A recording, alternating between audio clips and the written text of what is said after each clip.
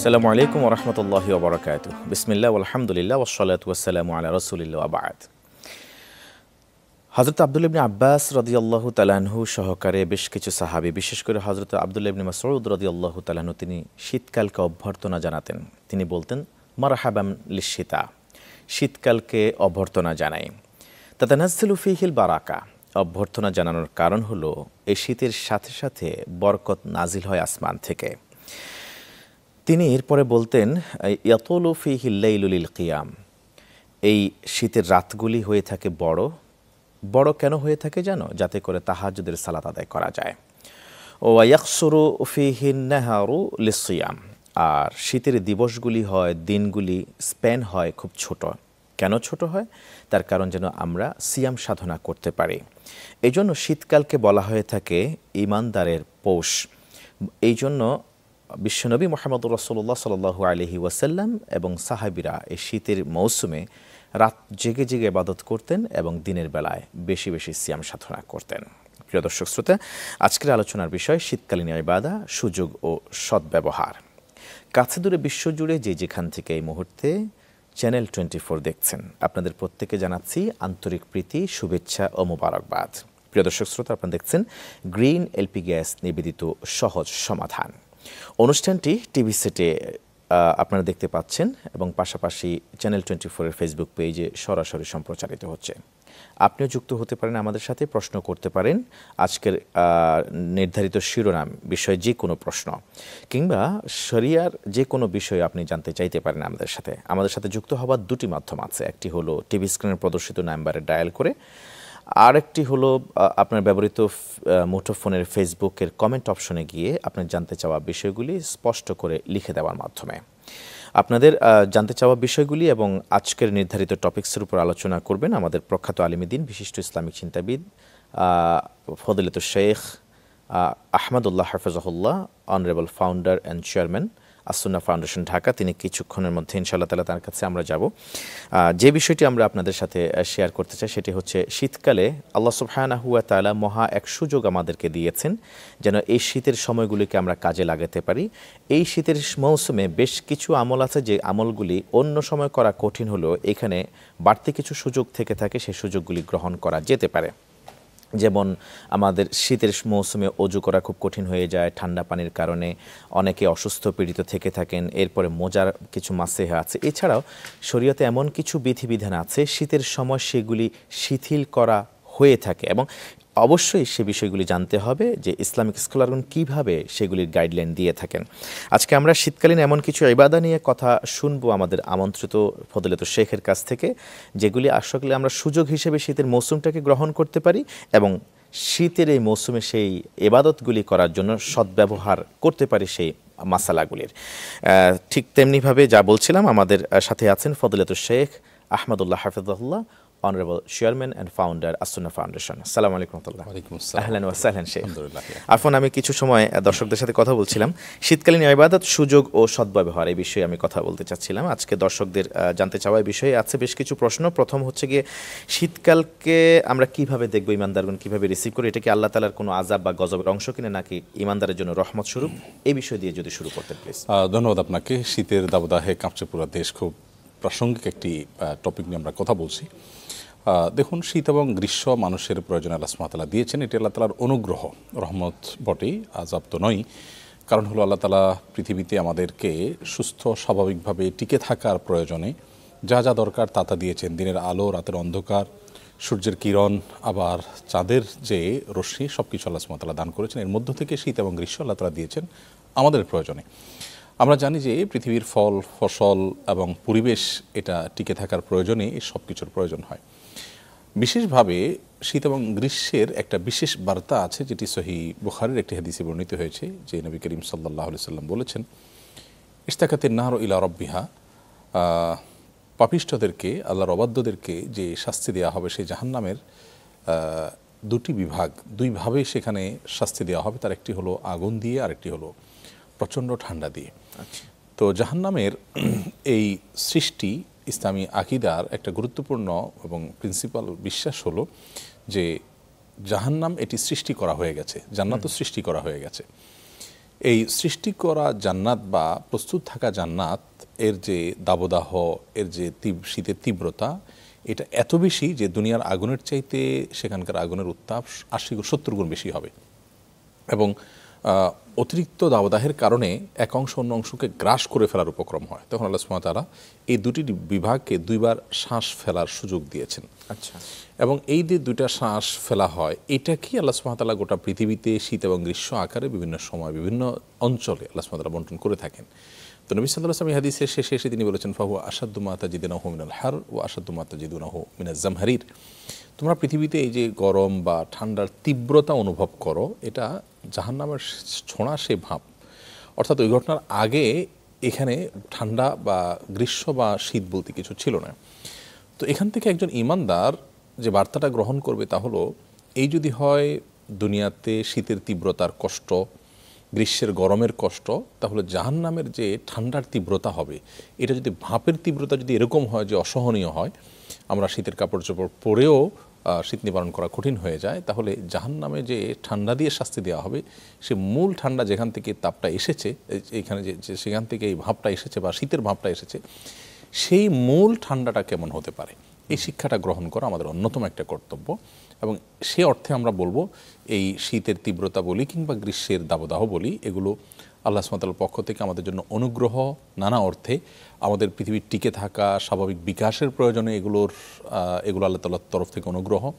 আবার একাধারে এই বিষয়গুলো আমাদেরকে জাহান্নামের কথা স্মরণ করিয়ে দেয় এবং জাহান্নাম থেকে বেঁচে থাকতে উদ্বুদ্ধ করে, আমাদেরকে ভালো কাজ করতে উৎসাহিত করে। ইসলামের একটা ভালো দিক এবং অন্যতম গুরুত্বপূর্ণ সৌন্দর্য হলো এটি যে ইসলাম মানুষকে আসলে এই জাতীয় বিষয়গুলোতে মানুষকে মন্দ কাজ থেকে বেঁচে থাকার জন্য উদ্বুদ্ধ করে, অনুপ্রাণিত করে।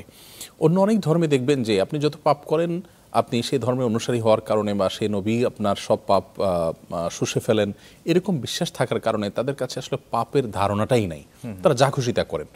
ইসলাম কিন্তু পদে পদে পদে পদে মানুষকে সতর্ক করেছে, কারণ মানুষের ভিতরে প্রবৃত্তি আছে যেটা মন্দ কাজের দিকে তাকে তাড়িত করে।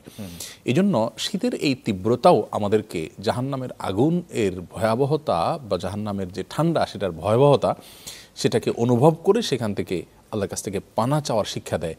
আমরা এখানে তো শীতের কাপড় দিয়ে নিবারণ করি, একে অন্যকে সাহায্য করি, কিন্তু জাহান্নামে কেউ কাউকে সাহায্য করবার থাকবে না। অতএব আমাদের কর্মকাণ্ড যেন হয় জান্নাতমুখী, আমরা যেন জাহান্নামুখী কর্মকাণ্ড না করি।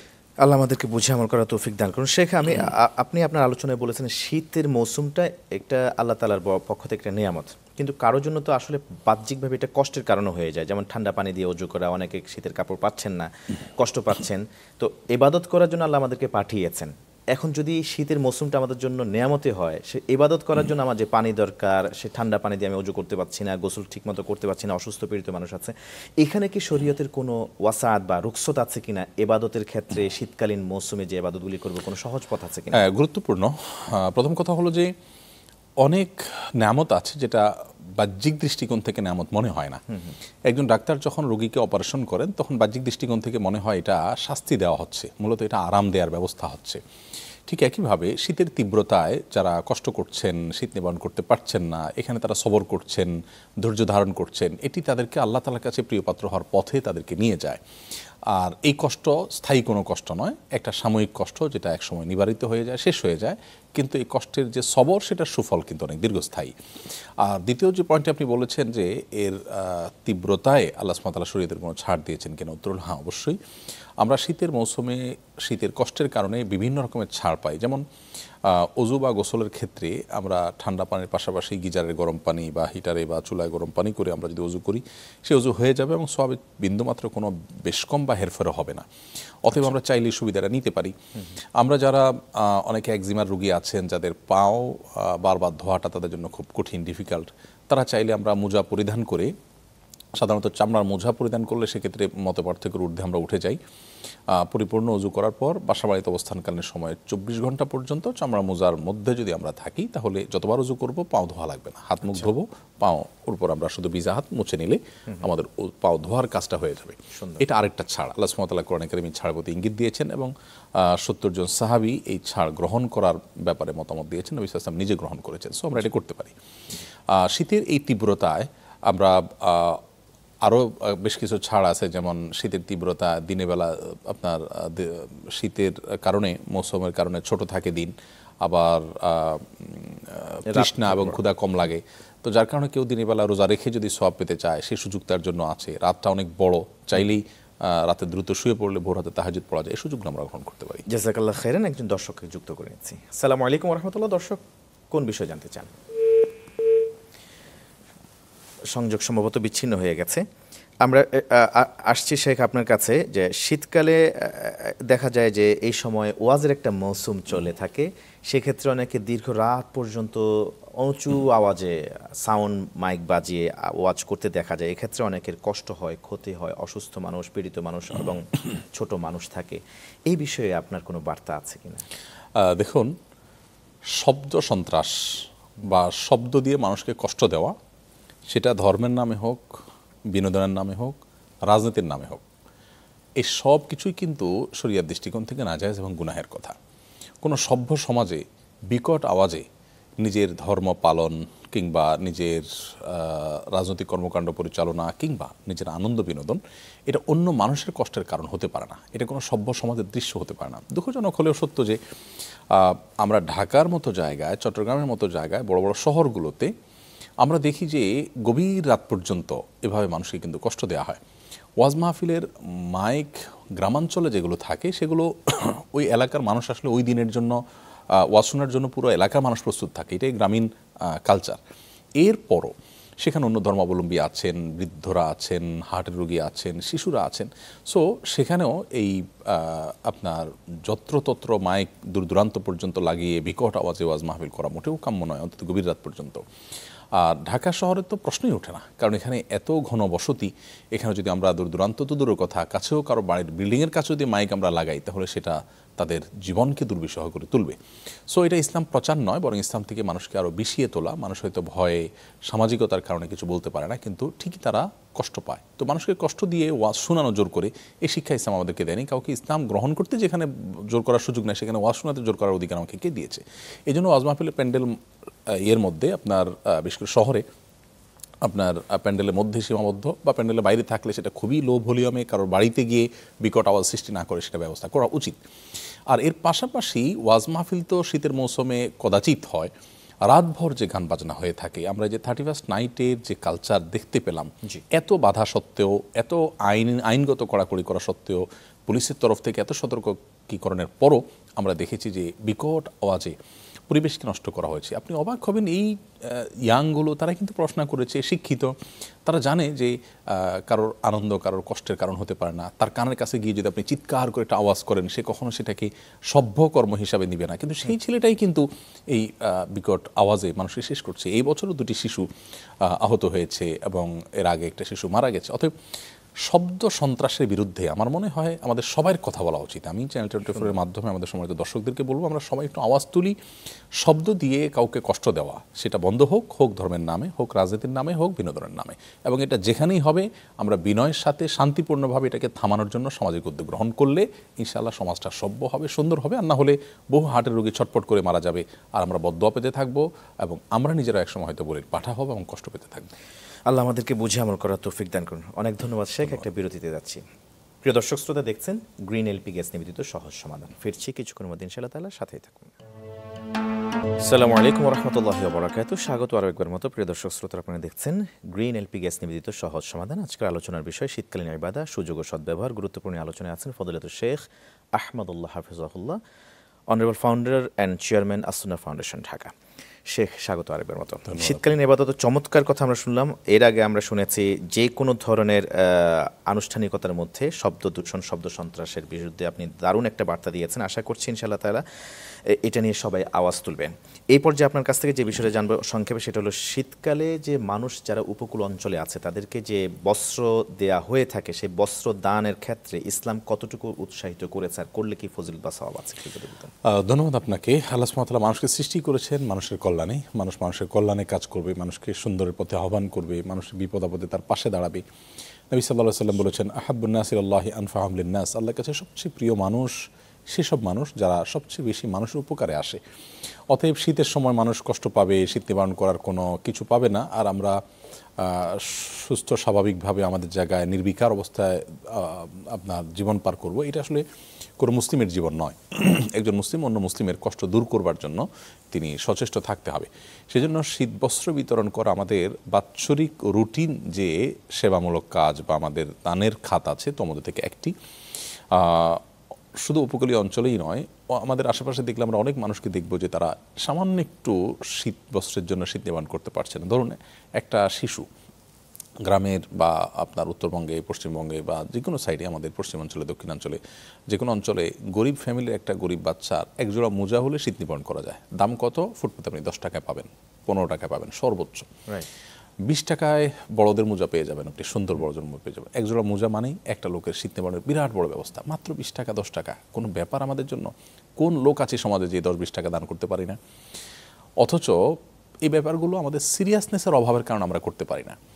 আমরা এখনও উত্তরবঙ্গের অনেক এলাকায় গেলে দেখি যে শীতে, কনকনে শীত, আর সেখানকার যে শীত, রংপুর, পঞ্চগড়ের যে শীত, সেই শীতে আপনি দেখবেন যে আপনি ঢাকা থেকে গিয়ে মনে হবে আপনি অন্য কোনো দেশে, ইউরোপে মনে এসেছেন। এত ভয়াবহ ঠান্ডা অনুভব হবে আপনার কাছে। সেখানে ভাঙা কুড়ে ঘরের মধ্যে মানুষ বসবাস করছে। আমাদের একটা কম্বল, একটা আপনার চাদর, একজোড়া মোজা, একটা কানটুপি, এটা যে কত বড় উপকার করতে পারে একটা ফ্যামিলি আমরা চিন্তাও করতে পারি না। বিশেষ করে আমাদের শহরে আমরা যারা বসবাস করছি তাদের প্রায় সবারই, আমার মনে হয়, আমার ধারণা যে সবারই ঘরে তার বেশ কিছু কাপড় পরে থাকে শীতের, যেগুলো আসলে তার সারা মৌসুমে টাচও হয় না।